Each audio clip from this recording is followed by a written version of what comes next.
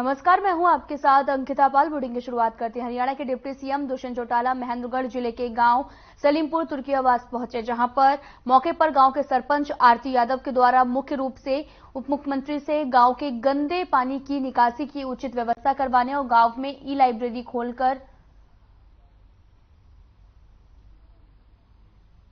विश्वविद्यालय बनवाने की मांग की है। उप मुख्यमंत्री के समक्ष मांग रखी गई और गांव के नाम को बदलने की मांग भी मुक्त तौर पर रखी गई है।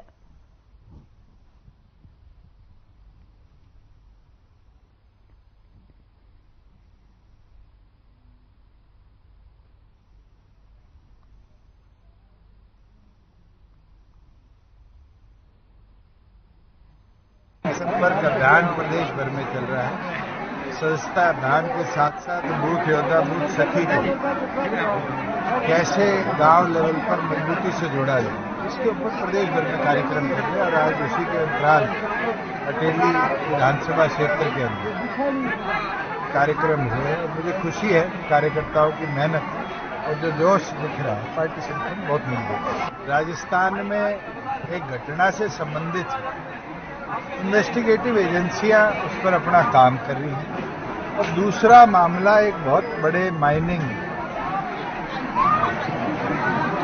लैब्स का स्कैम का है, उसके अंदर ईडी अपना काम कर रही है। आज यहाँ पे जो डिप्टी सीएम है हमारे श्री दुष्यंत सिंह जी चौटाला वो आए थे, तो उनके स्वागत के लिए हमने एक कार्यक्रम रखा था, जिसमें हमारी जो मुख्य मांगे थी वो हमने मांगे रखी थी। एक तो हमारे गांव में जो गंदे पानी की निकासी है उसकी उचित व्यवस्था नहीं है, तो जो हमारी सबसे प्रायोरिटी की मांग थी वो ये थी।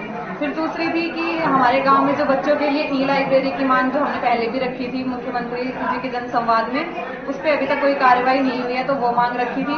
और एक हमारे गोकुलपुर गांव में जो विद्यालय है वो पॉलिटेक्निकल कॉलेज में परिवर्तित किया जाए, ताकि गांव के आसपास के जितने भी बच्चे हैं उनका भला हो सके। और गांव में एक पानी के लिए वाटर टैंक बनाया जाए, और बस ये हमारी मुख्य मांग।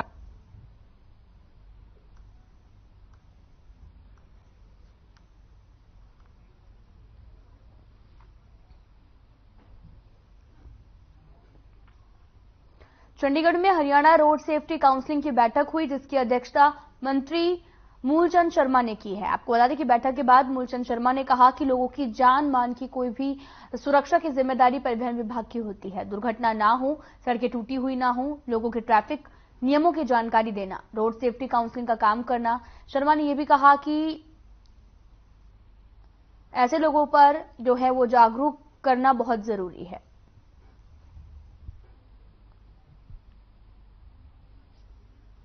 रोड सेफ्टी की साल में 2 बैठक होती हैं और रोड सेफ्टी की ये बैठक आज हमने 2024 में ली है कि लोगों को जान मान की सुरक्षा ये ट्रांसपोर्ट महकमे का कार्य है और इसमें ज्यादा से ज्यादा भाई कहीं एक्सीडेंट ना हो, कहीं सड़कें टूटी हुई हैं और आदमी को ट्रैफिक का ज्ञान होना चाहिए। स्कूल में या कॉलेज में ये जानकारी जुटाना, चाहे शिक्षा में हो, चाहे माइनिंग का महकमा हो, चाहे ट्रांसपोर्ट से संबंधित हो या दूसरे सड़कें हैं, यूएलबी हैं, एचएसआईडीसी है, उन सबकी जो गुणवत्ता उनको रखना चाहिए कि इनको ठीक रखें और कम से कम एक्सीडेंट कम की जाए। जिस तरह का फॉक है, जगह आवारा पशु हैं, इनको रोका जाए, इनको सड़क पे ना आए, जिससे लोगों की जान मर ना जाए।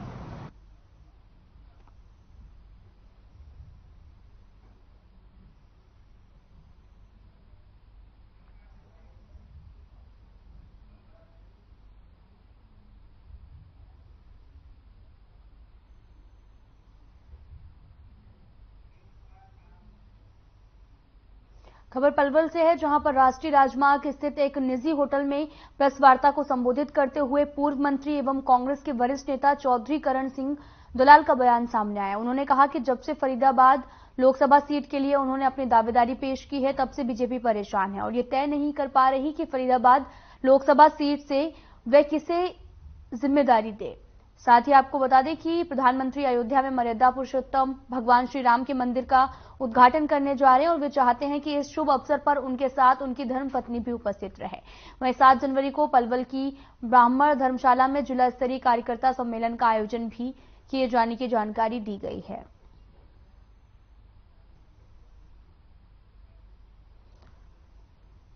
खबर पलवल से है। आपको बता दें कि यहां पर चौधरी करण सिंह पहुंचे थे और यहां पर फरीदाबाद लोकसभा सीट से अपनी दावेदारी भी पेश की है और साथ ही बीजेपी पर जमकर निशाना भी साधा है। आपको बता दें कि पलवल पहुंचे हैं चौधरी करण सिंह और साथ ही फरीदाबाद लोकसभा सीट से अपनी दावेदारी भी पेश की है।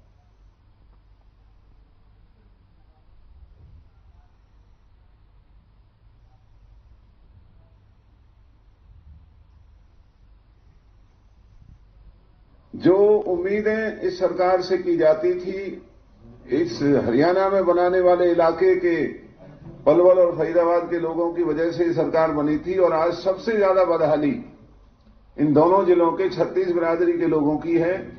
कांग्रेस के लोगों को छोड़ करके अपने भाजपा के कार्यकर्ताओं नेताओं को भी ये लोग उनकी उम्मीदों पर खरे नहीं उतरे। तो जो भी हमारे इलाके के जो अधूरे काम हैं, जो भाजपा के ऐलान थे जो पूरे नहीं हुए, जो इलाके की जरूरत थी जो पूरी नहीं हुई, हमने क्या किया। लोग अक्सर कहते हैं भाई इन्होंने किया क्या, तो अब की दफा पहली दफा हम बताएंगे कि जब हम रहे तो हमने क्या किया। और अब जैसा माहौल हरियाणा में कांग्रेस का बन रहा है, तो आने वाले समय में हमारी सरकार बनेगी। हम इस पलवल के लिए क्या क्या सपने हमने सुजोए हैं।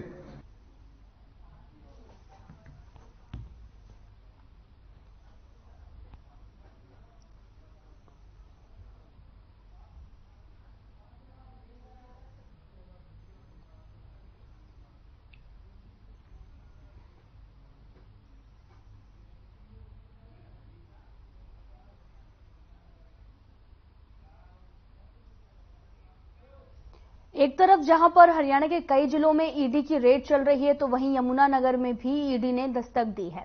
ईडी के अधिकारियों ने यमुनानगर में अपना डेरा डाल दिया है और आपको बता दें कि इनेलो पार्टी के पूर्व विधायक दिलबाग सिंह के कई ठिकानों पर रेड शुरू कर दी गई। साथ ही आपको बता दें कि यमुनानगर और आसपास के जिलों में अवैध खनन के मामलों में कोर्ट के आदेश पर पुलिस ने केस दर्ज किया था, जिसको ईडी अब पूर्व विधायक दिलबाग के ठिकानों पर रेड कर रही है।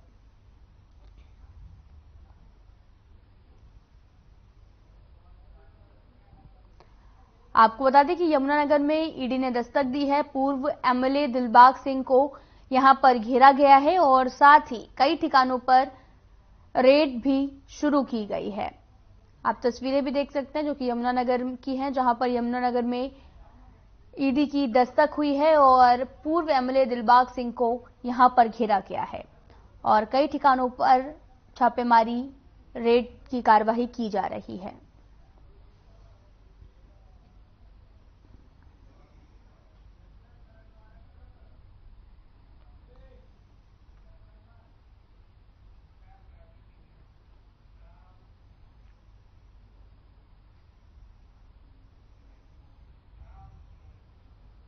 जज्जर की कांग्रेस विधायक गीता बुक्कल ने भी एक सीएम मनोहर लाल खट्टर के उस बयान पर पलटवार किया जिसमें सीएम ने पूर्व सीएम भूपेंद्र हुड्डा को 76 साल की उम्र में अपनी बजाय किसी और को मौका दिए जाने की बात कही है। शायद सीएम साहब अपनी पार्टी का चुनावी घोषणा पत्र पढ़कर देख लेते तो शायद वे इस प्रकार की बयानबाजी नहीं करते। भोला ने यह भी कहा कि बीजेपी और जेजेपी दोनों ही पार्टियों ने अपना चुनावी घोषणा पत्र खोलकर नहीं पढ़ा, जिसका परिणाम यह है कि वे जनहित के कोई भी काम नहीं कर पा रहे हैं। और इस मौके पर उन्होंने हरियाणा के स्वास्थ्य मंत्री अनिल विज पर भी अपना निशाना साधते हुए कहा कि कोई भी बयानबाजी करने से पहले विज साहब को अपने महकमों पर भी ध्यान देने की जरूरत है।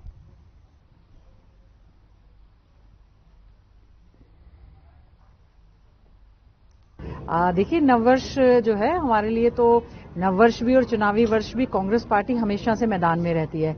हमारा जो कार्यक्रम है लगातार चलता रहता है। अभी पता है आपको कि जिला लेवल पर सभी हमारी जो है वो कार्यकर्ता सम्मेलन चल रहे हैं, जन आक्रोश रैलियां चल रही हैं उससे पहले भी हाथ से हाथ जोड़ो के कार्यक्रम हमारे सभी जगह लगातार चल रहे हैं। तो कांग्रेस पार्टी हमेशा चुनाव के लिए तैयार रहती है। आने वाले समय में हमारे लोकसभा के चुनाव होंगे और इसी साल ही हमारे विधानसभा के चुनाव होंगे। मैं समझती हूँ हमारे कांग्रेस जन और सभी आम जनमानस इस समय भारतीय जनता पार्टी से और जेजेपी की जो गवर्नेंस रही है उनसे पीछा छुड़वाना चाहता है।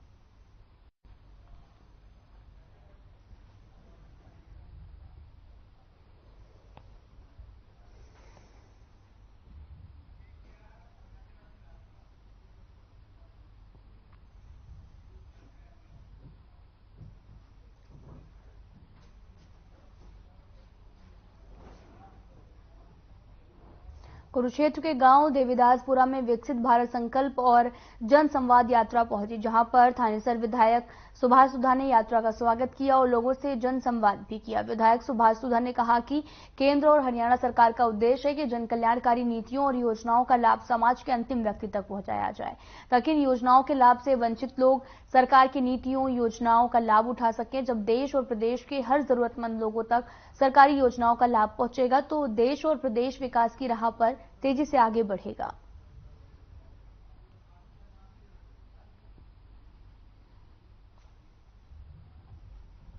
प्रधानमंत्री नरेंद्र मोदी जी की एक घंटी यात्रा है, भारत विकसित यात्रा, संकल्प यात्रा आज देवीदासपुरा में पहुंची। यहाँ पर लोगों की पूरे डिपार्टमेंट के द्वारा यहाँ पर समस्या सुनी गई देवीदासपुरा में। उसके साथ ही एक आदमी का पूरा हमने, हमारी बहनें हमारे भाइयों का हमने जो मौके पे हल था, उनके जो आधार कार्ड नहीं बने थे, कोई बीपीएल कार्ड नहीं बना था, उनके लिए हमने उनकी बात सुनी। डेवलपमेंट के काम थे, मौके पे उसका हमने प्लान कर दिया।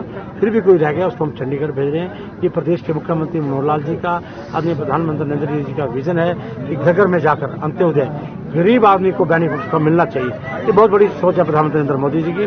उनके मार्गदर्शन में ये भाई आज ये प्रधानमंत्री विकसित संकल्प यात्रा आज देवीदासपुर में हो रही है। मैं इसमें प्रधानमंत्री नरेंद्र मोदी जी का, प्रदेश के मुख्यमंत्री